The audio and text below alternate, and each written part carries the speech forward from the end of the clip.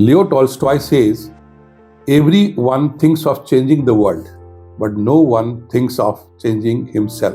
This is really a very paradoxical thing कि इंसान जो है, जो पाना चाहता है, जो देखना चाहता है, उसके लिए सोचता है कि पूरी दुनिया बदल जाती तो वो सब कुछ प्राप्त कर सकता था, उसके अनुकूल हो जाती तो उसका जीवन कितना बढ़िया हो जाता।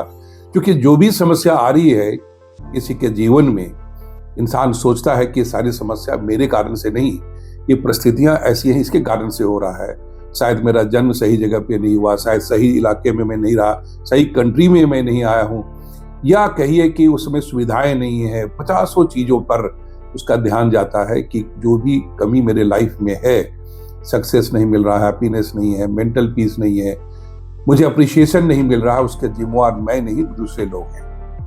लेकिन ऐसा नहीं है। जैसा कि लियो टॉल्स्टॉय ने कहा, everyone thinks of changing the world but no one thinks of changing himself. कहने का मतलब ये है कि दुनिया वैसे ही दिखती है जिस तरह का चश्मा हम पहन के रखते हैं या नजरिया रखते हैं। ये हमारा परसेप्शन है, ये पर्सपेक्टिव है, हमारी थिंकिंग है, हमारा एटीट्यूड है, हमारा अप्रोच है। जैसे हम अपनी थिंकिंग को बदलते हैं, अपने परसेप्शन को बदलते हैं, उसी के अकॉर्डिंगली हमारी दुनिया बदल जाती है। और इंसान वही पाता है जैसा वो सोचता है, जैसा वो फील करता है। बाहर की दुनिया और कुछ नहीं है, जो हमारे अंदर की दुनिया है वही बाहर की दुनिया है। हम अपनी विस्तृत मस्तिष्क में, जिसके अंदर एक पूरा ब्रह्मांड है, हमारे मस्तिष्क के अंदर, हमारे अंदर जो छुपा है, उसके अंदर हम क्या रच रहे हैं, क्या सोच रहे हैं, उसी का मैनिफेस्टेशन बाहर हमारे संसार में, हमारे आसपास आने लग जाता है। लेकिन इंसान हमेशा दूसरे को ब्लेम करता है, परिस्थितियों के अगेंस्ट कंप्लेन करता है। जो कुछ भी अपने जीवन में पाना चाहते हैं उसकी जिम्मेवारी खुद लेनी होगी, उसका आर्किटेक्ट बनना होगा। और जो कुछ भी हो रहा है वो कुछ अनोखा नहीं होगा, बहुत लोगों के जीवन में वही हो रहा होगा। उसी तरह की परिस्थितियां हो सकती हैं, लेकिन उसके प्रति आपकी प्रतिक्रिया क्या है, एटीट्यूड क्या है, that will make difference in your life. इसी बात पर गांधी जी ने कहा, be the change you wish to see in the world.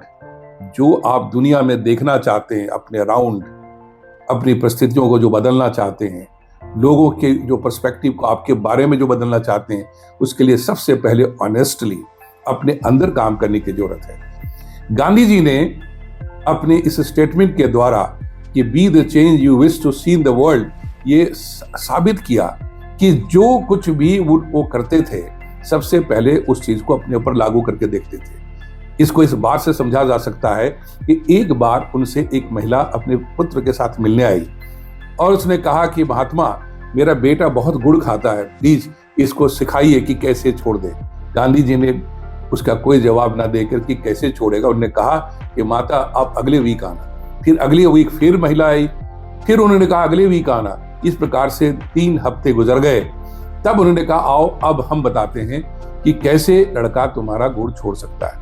तो माता ने पूछा, वो महिला ने पूछा कि ये बात तो जो कहने जा रहे हैं मेरे बेटे को, वो तो आप पहले भी बता सकते थे, तो आप 3 हफ्ते से हम मुझे क्यों बार बार बुला रहे हैं। उन्होंने हंसकर कहा कि देखो, जो कुछ भी अब इसको सिखाने जा रहा हूँ वो अपने ऊपर पहले मैंने अभ्यास किया।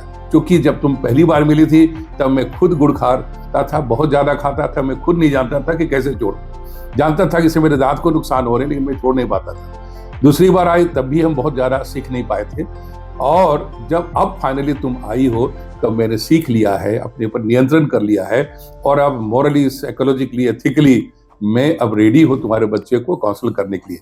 उसके पहले मैं रेडी नहीं था। ऐसे ही होते हैं महात्मा, जो बिना अपने आप को परिवर्तित किए या अपने अंदर उन चीजों को उतारे हुए दूसरे को नहीं सिखाते।